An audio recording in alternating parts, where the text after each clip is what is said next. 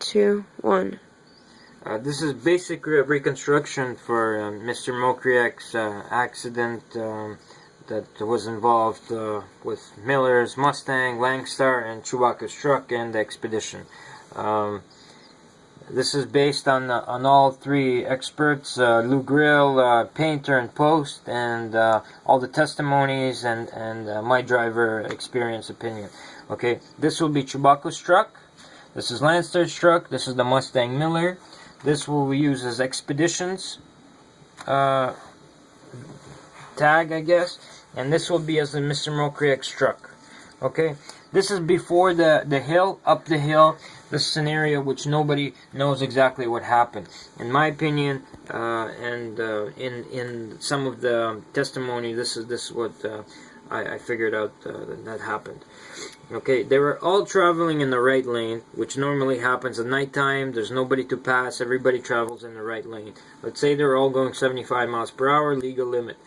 Okay, Chewbacca's truck approaching the hill. He was heavyweight. I don't know if he was overweight or not. Nobody at this moment has provided me that information. But I do know he had heavy barrels and he had an older truck. So for sure he was slowing down up the hill. Or what happens is when a truck slows down up the hill, he turns on his emergency lights to let other vehicles know that he's going to slow less than 5 to 10 miles per hour, maybe less.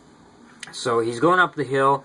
The expedition's following him, and Mr. Mokriak's truck's behind him. He turns on his blinkers because he's going up the hill, and he's slowing down, okay, because of his weight. The expedition's following him. He might not have known that's why the trucks turned on their emergency lights, so he's still following him instead of passing him like another tractor trailer, knowing that, would do. So Mr. Mokriak sees Chewbacca's truck because they're up the hill. He has perfect vision, so he changes his lane to the left to try to pass the expedition and Chewbacca's truck because they're probably going, I would say, 5-10 miles less than the limit now, and he's still going 75 miles per hour. At which moment Chewbacca is reaching top of the hill. He sees something in front of him and he starts to weave a little bit, and at which point he weaves. The expedition decides, hey, this is something maybe dangerous, and he goes to pass him. Before he passes, I believe he did not check his left side mirror, or he decided at really fast moment to change his lane. He changed his lane really fast. Mr. Mokriak's truck was almost right at the back of him, so he cut him off pretty quick. At which moment he had no reaction to do. What they're saying is he had there was no marks on the road. If he was to brake and slam on his front brake, which controls only the cab, the pedal of the brake, the trailer has a totally different braking system, which is located on the steering wheel, which is very hard to access, and it's actually very hard to access when you're trying to maneuver a tractor trailer. If he was to slam on his pedal brake, what would happen is this. He would slam on his pedal brake, and that would only break the cab, not the trailer, the cab. And he knows this for 40 years experience, that the trailer would do something like this. If you're going at 75 miles an hour, you brake hard on the cab, this is what happens with the trailer. It jackknives. If the trailer were to jackknife, he would take out these two vehicles 100%, and he would most probably die himself. He knows that as an experienced truck driver, and any other truck driver would tell you the same. So what he tries to do is maneuver away from the expedition and go into the right lane to try to not to hit him.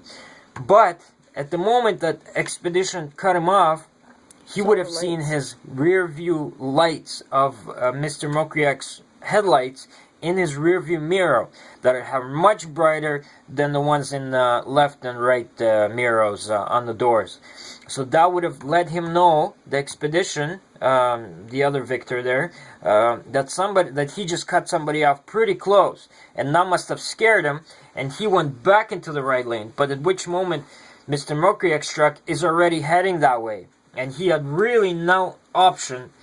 There's no option. It happened in a split of a second. So he went back here because he saw his headlights in his rearview mirror. He went back here. Mr. Mokriak's truck is already heading this way, so he hit him here. I don't have the exact evidence what happened to the Expedition, if it went this way, or I think it probably, because he hit him on the right side corner, he did not hit him straight on, he hit him on the right side corner, he went to this side.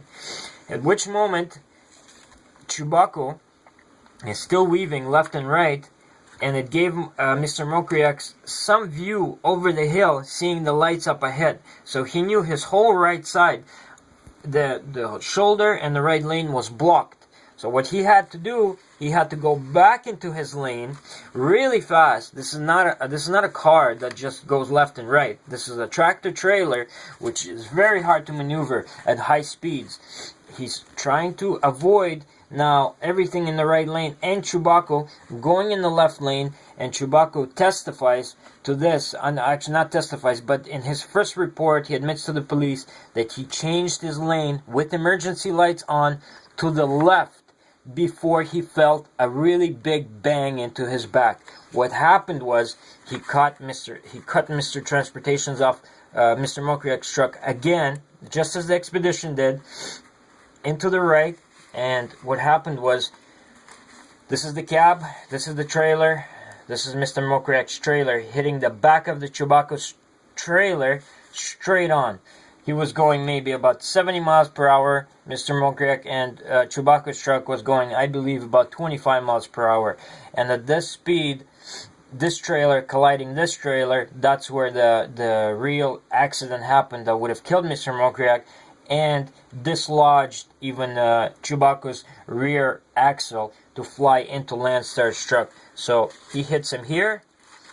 Both trucks get collided and they get stuck together, and the rear axle now flies out into Landstar's and gets stuck into the Landstar's truck, and they both slide over and end up over here.